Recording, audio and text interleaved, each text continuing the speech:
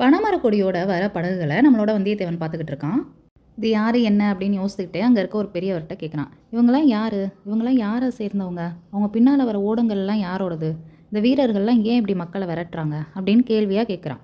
அதுக்கு அந்த பெரியவர் சொல்கிறாரு, ஏன்பா தம்பி, உனக்கு இது கூட தெரியலையா? அந்த நடு படகுல ஒரு கொடி பறக்குதே, அதில் என்ன எழுதியிருக்குன்னு பார்த்தியா அப்படின்னு கேட்குறாரு. அதுக்கு வந்தியத்தேவன் சொல்கிறான், அது ஏதோ பனைமரம் மாதிரி தெரியுதே அப்படின்னு சொல்கிறான். அதுக்கு பெரியவர், ஆமாமா, அது பனைமரம் தான். பனைமரக் கொடி பழுவேட்டரையரோட கொடின்னு உனக்கு தெரியாதா அப்படின்னு கேட்குறாரு. மகாவீரர் பழுவேட்டரையரா வராரு அப்படின்னு வந்தியத்தேவன் ஆச்சரியப்படையில, ஆமாம் அப்படி தான் இருக்கணும், ஏன்னா பனைமரக் கொடியை உயர்த்திக்கிட்டு வேற யார் வர முடியும் அப்படின்னு பெரியவர் சொல்கிறாரு.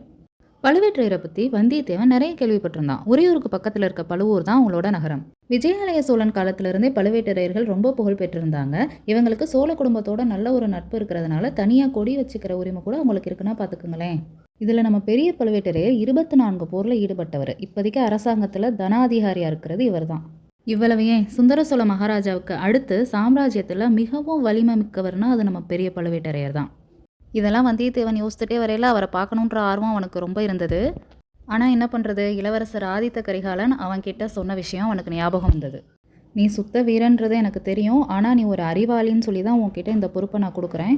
நீ போகிற வழியில் யார்கிட்டையும் நீயா சண்டைக்கும் போகக்கூடாது. உன் கூட யாராவது சண்டைக்கு வந்தாலும் நீ சண்டை போடக்கூடாது. ரொம்ப ரொம்ப கவனமாக இந்த ஓலையில் ஒன்றை என்னோட அப்பா மகாராஜாட்டையும் இன்னொன்று என்னுடைய சகோதரி இளைய பிராட்டிகிட்டையும் பத்திரமாக ஒப்புவிக்க வேண்டும் அப்படின்னு நம்ம இளவரசர் சொன்னது ஞாபகம் வந்ததும் பழுவேட்டரையரை பார்க்குற ஆசையை வந்தியத்தேவன் கைவிட்டுட்டான்.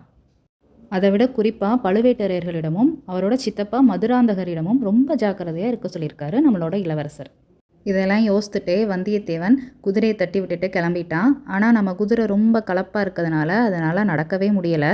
சரி, வேறு வழியே இல்லை, இன்றைக்கி ராத்திரி கடம்பூர் மாளிகையில் தங்கிட்டு நாளை காலையில் வேறு குதிரை வாங்கிட்டு நம்ம கிளம்ப வேண்டியதான் அப்படின்னு ஒரு முடிவுக்கு வந்துட்டான். வந்தியத்தேவனை அப்படியே விட்டுட்டு போயிடாதீங்க. கீழே இருக்க சப்ஸ்கிரைப் பட்டனை ப்ரெஸ் பண்ணிக்கோங்க. அப்போ தான் கதையில் என்ன நடக்க போகுதுன்றதை நீங்கள் தவறாமல் தெரிஞ்சுக்கலாம்.